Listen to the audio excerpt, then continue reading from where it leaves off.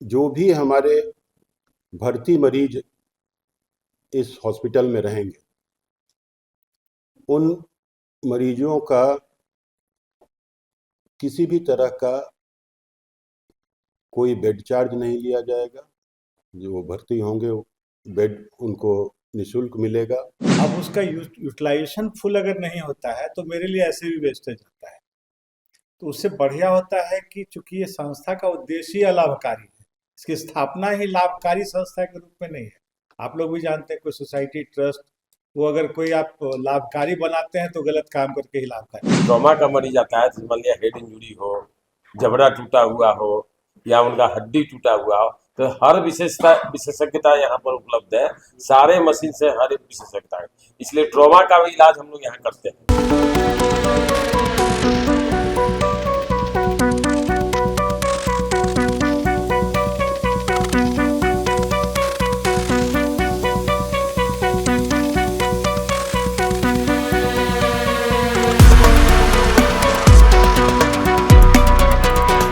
नमस्कार, first look Bihar देख रहे हैं और मैं हूं अभिषेक रंजन। मुजफ्फरपुर के तुर्की साजन स्थित आरडीजेएम मेडिकल कॉलेज में बता दें कि अब गरीब मरीजों के लिए मुफ्त में इलाज की व्यवस्था की गई है। यहां पे बता दें कि बेड का भी चार्ज नहीं लगेगा।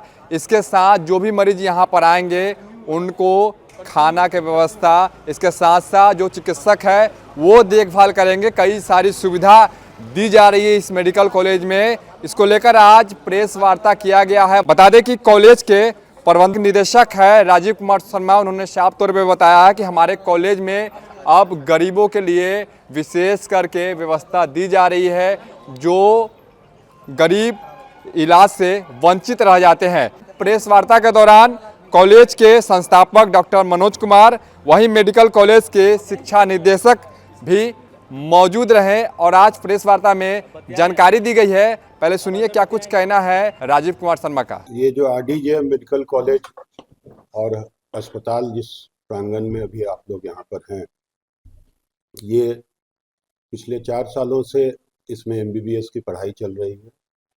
साथ ही साथ हम लोग एक फुल्ली इक्विप्ड हॉस्पिटल चला रहे हैं जो 2016 से यहाँ पर चल रहा है, और इस क्षेत्र के ही नहीं, लगभग वैशाली के हों, समस्तीपुर के हों, सब जगह से मरीज आके यहाँ पर हम लोगों के यहाँ इलाज करवाते हैं। लगभग 250 से ऊपर यहाँ डॉक्टर कार्यरत हैं जो कि 24 घंटे बढ़िया से बढ़िया सेवा देने के लिए तत्पर रहते हैं। अभी तक हम लोग यहाँ पर जो भी कार्य कर रहे थे, रेट्स हम लोग पेशेंट के लिए, हम लोग की कोशिश रही थी कि कम से कम पैसा लेकर हम लोग जो हमारे गरीब पेशेंट आते हैं उनका हम लोग इलाज करें। लेकिन आज आप लोगों को यहाँ बुलाने का और बताने का मुख्य मकसद ये है कि मुझे बहुत खुशी हो रही है कि कॉलेज प्रबंधन ने, हमारे चेयरमैन साहब श्री सुरेश शर्मा जी ने, हमारे founder sir doctor Manoj Kumar ji ने, और जो भी कार्य समिति के हमारे सदस्यगण हैं, सब लोगों ने ये निर्णय लिया है कि जो अभी तक हम लोग जिस दर से काम कर रहे थे, भले ही वो कम था, लेकिन उसमें भी कुछ हमारे गरीब मरीज तक हम लोग नहीं पहुंच पा रहे थे। इस कारण से हम लोगों ने ये डिसाइड किया है कि जो भी हमारे भर्ती मरीज इस हॉस्पिटल में रहेंगे, उन मरीजों का किसी भी तरह का कोई बेड चार्ज नहीं लिया जाएगा। जो भर्ती होंगे बेड उनको निःशुल्क मिलेगा। उनको भोजन अस्पताल की तरफ से निःशुल्क दिया जाएगा। डॉक्टर एवं सभी प्रकार की का जो भी चार्ज है वो भी चार्ज उनको नहीं लगेगा।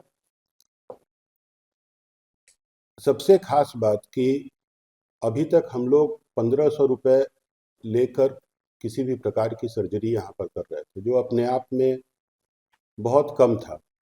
लेकिन मुझे खुशी हो रही है बता के आप लोगों को कि अभी संस्थान ने ये निर्णय लिया है कि अब वो 1500 रुपये भी हम लोग अपने पेशेंट से नहीं लेंगे, वो भी अब छोड़ दिया गया है। पेशेंट हमारे यहाँ रहेंगे तो उनको अच्छा डाइट, अच्छा भोजन मुफ्त में हॉस्पिटल प्रबंधन कराएगा। एक्सरे वगैरह जो जांच होगा वो सारा जांच फ्री रहेगा। एक्सरे में हम लोग, चूँकि उसमें प्लेट लगता है, मशीन और बाकी टेक्नीशियन या जो भी खर्च उसमें है उसको हम लोग नहीं ले रहे हैं, लेकिन सिर्फ एक जो प्लेट का कॉस्ट आता है उसके कारण हम लोग जो बाजार दर है उसमें 75% छूट देकर मात्र 25% पैसा लेके हम लोग उन पेशेंट्स का एक्सरे करेंगे। इसके अलावा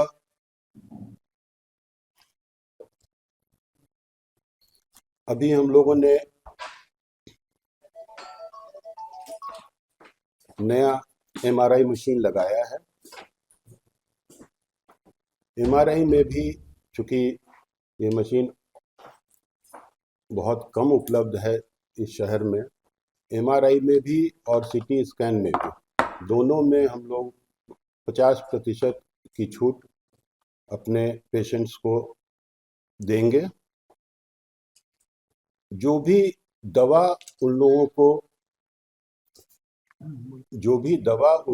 को यहाँ रहते हुए ज़रूरत पड़ेगी, वो सर्जरी हो तो या ऐसे भी अगर वो भर्ती है किसी विभाग में तो वो सारी दवा भी, उसका खर्च भी हॉस्पिटल प्रबंधन खुद से वहन करेगा। तो कुल मिला के एक तो केंद्र सरकार की योजना चल रही है आयुष्मान भारत की, लेकिन बहुत कारण से जो लोग इस योजना से वंचित हैं, बाहर हैं, उन लोगों को भी हम लोगों ने अपने स्तर से प्रयास कर रहे हैं हम लोग कि उनको भी वही सुविधा हम लोग प्रदान करें। इन कॉलेज मेडिकल अस्पताल को फिर लाभ कैसे होगा? देखिए, इतनी संपत्ति लगी हुई है। बहुत ही अच्छा सवाल है आपका, लेकिन इतने बड़े अस्पताल को और कॉलेज को बनाने के पीछे सबसे पहले तो ये समझ लीजिए कि मकसद कहीं से भी लाभ का है नहीं। कहीं से भी हम लोग, ये हॉस्पिटल बनाया ही गया है सेवा भाव से, उन गरीबों की सेवा करने के लिए जिनको कतिपय कारण से इलाज से पैसे के कारण, सुविधा के कारण जो वंचित रह जाते थे, उस वंचित समूह को सेवा देने के लिए ही इस हॉस्पिटल का निर्माण किया गया है। यही शुरू से जिस JM institute of speech and hearing के तहत ये कॉलेज और अस्पताल चल रहा है, उसका यही ध्येय था। हम लोग कभी भी पैसा कमाने के ख्याल से इतना इन्वेस्टमेंट, इतना कुछ लगाना, इतना समय, इतनी मेहनत, अगर उस हिसाब से आप देखिएगा तो कभी भी उसका अगर भरपाई हम लोग नहीं कर पाएंगे। लेकिन जो पेशेंट आते हैं, जो गरीब पेशेंट रहते हैं, जो अदरवाइज हो सकता है कि अगर इस तरह के अस्पताल न रहें तो वो स्वास्थ्य सेवा से वंचित रहें, उनकी दुआ जो हम लोगों को और हमारे संस्थान को मिलती है, हमको लगता है इससे बड़ी पूंजी, इससे बड़ी आमदनी इससे बड़ा प्रॉफिट हमारे लिए और कुछ नहीं हो सकता तो है। लोग ये मान लें कि पहली पीढ़ी राजनीति में सेवा की है, दूसरी पीढ़ी स्वास्थ्य में भी सेवा देना चाह रहे हैं। समाज से हर व्यक्ति जुड़ा हुआ है, हम हो आप हो, और जो समाज आपको इतना प्रतिष्ठा दिया, जिस भी क्षेत्र में हमारा परिवार गया उसमें जनता का, हर वर्ग के लोगों का प्यार मिला, स्नेह मिला, उसको अगर हम लोग किसी भी रूप में कुछ वापस कर पा रहे हैं तो मैं तो यही समझूंगा कि ये भगवान का आशीर्वाद है हम लोगों पे, जो हम लोग को इस लायक बनाया कि हम लोग उस चीज़ को छोटे ही रूप में से ही वापस करने का ये प्रयास सुविधा कर रहे कब तक मिलेगी? हैं। ये सुविधा हम लोग शुरू से दे रहे थे और आगे भी देते रहेंगे। अभी ये सब करने के पीछे कारण ये है कि बहुत सारी नई मशीनें हम लोगों ने लगाई है। अभी आपको बताया एमआरआई मशीन लगाया है, सर्जरी में भी हम हम लोगों ने एंडोस्कोप, मतलब मुजफ्फरपुर नहीं, बिहार नहीं, ईस्ट जोन में वैसी वैसी मशीनें हम लोग क्रय कर रहे हैं, लगा रहे हैं अपने यहाँ, जो दूसरी जगह नहीं लगी हुई थी। तो मशीन आपने खरीद लिया, बैंक से फाइनेंस करा लिया, लेकिन उसके एक्चुअल लाभुक को अगर फ़ायदा नहीं मिल पाया तो वो लगाने का उद्देश्य पूरा नहीं होता है। तो हम लोग चाहते हैं कि ज़्यादा से ज़्यादा लोग इसका फ़ायदा उठाएं, और मेरा यही आप सब लोगों से आग्रह रहेगा कि अ, हम लोगों का जो ये हम लोग की जो ये सोच है, ये उद्देश्य है, इसकी पूर्ति आप लोग ज़्यादा से ज़्यादा लोगों तक ये खबर पहुंचाकर, फैलाकर, ताकि हमारे यहाँ पेशेंट्स इस कॉन्फिडेंस से आए कि उनका अच्छा इलाज, निःशुल्क इलाज हमारे यहाँ आरडीजीएम मेडिकल कॉलेज एवं अस्पताल में होगा। ये खबर जितनी ज़्यादा लोगों तक पहुँचेगी उतना ज़्यादा फ़ायदा उन लोगों को भी होगा, और हम लोगों को इसी में फ़ायदा होगा कि उन लोगों की दुआ मिलेगी। जिस उद्देश्य के लिए जो अलाभकारी संस्थान बनाने का जो हम लोग का मकसद है, उसकी पूर्ति अच्छे से होगी तो हम लोग उसी में खुश रहेंगे। ये 900 बेड का हॉस्पिटल है, 150 सीट का एमबीबीएस कोर्स होता है, और पीजी हर विभाग में 18 विभाग में उम्मीद है कि इस साल से शुरू हो जाएगा। ठीक है। और इसके अतिरिक्त जो हम लोग का 900 बेड है उसके लिए सारी सुविधाएं, फैसिलिटी क्रिएटेड है यहाँ हॉस्पिटल में। अब उसका यूटिलाइजेशन फुल अगर नहीं होता है तो मेरे लिए ऐसे भी वेस्टेज होता है। तो उससे बढ़िया होता है कि चूंकि ये संस्था का उद्देश्य ही अलाभकारी है, इसकी स्थापना ही लाभकारी संस्था के रूप में नहीं है। आप लोग भी जानते हैं कोई सोसाइटी, ट्रस्ट, वो अगर कोई आप लाभकारी बनाते हैं तो गलत काम करके ही लाभकारी बनाते हैं। इसका उद्देश्य ही अलाभकारी होता है। अगर लाभ कमाना है तो प्राइवेट लिमिटेड बनाइए, कंपनी बनाइए, सोसाइटी बनाने का जरूरत नहीं होता। प्रबंधक जो ने जो कहे वो सारी बात संभव है? संभव है तब तो हो रहा है। संभव ऐसा थोड़े हम लोग इमेजिनरी कह रहे हैं। आप तो यहाँ देख सकते हैं ना यहाँ पे क्या है, ये तो आप वेरीफाई कर सकते हैं, आज के दौर में सत्यापन कर सकते हैं आप इसका। और ये हमारा पहला संस्था नहीं है हिंदुस्तान में कि हम लोग कर रहे हैं, दुनिया में हमारे ऐसे बहुत लोग हैं, उनको हम कॉपी कर रहे हैं। ऐसा तो नहीं हम कह रहे हैं कि हम पहले लोग हैं जो ऐसा काम कर रहे हैं। अब रही बात जो आपका सवाल है कि फंड कहाँ से आएगा, यही बात तो है, कहाँ से पैसा है। तो पैसा का कई सोर्स होता है जो आपको जनरेट करना पड़ता है, और जो जनरेट करने में संभव होते हैं वही संस्था चलाते हैं। अगर आप सक्षम नहीं है तो आपको संस्था, लाभकारी संस्था खोलने की जरूरत नहीं है। इतना बड़ा संस्था कैसे बना लेगा कोई।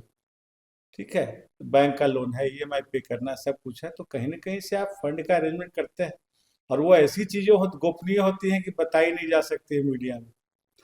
आपको मतलब ये होता है आम जनता को इससे कोई लेना देना नहीं, आम लोगों को लाभ होगा इससे। आपके लाभ के लिए बनाया गया है, आप लाभ लीजिए। और लाभ में यही है कि हम लोग बेड चार्ज शुरू से फ्री रखे हुए, 1 रुपया नहीं लगता है। आप लोग भी जानते हो ये पहली बार नहीं है कि हम लोग फ्री कर रहे हैं, जैसा हमारे प्रबंध निदेशक महोदय ने बताया। और ये समझिए तो जो हम लोग कर रहे हैं ना, ये कहीं न कहीं इसका जो प्रेरणा है और कॉन्सेप्ट है हमारे चेयरमैन साहब का है, माननीय श्री सुरेश शर्मा जी का।